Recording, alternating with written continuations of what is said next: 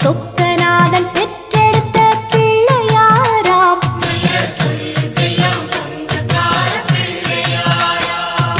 கைலாய மலைய விட்டு தெற்கே வந்தாராம். இந்த பிள்ளையாரு பட்டி கண்டு இருந்து விட்டாராம்.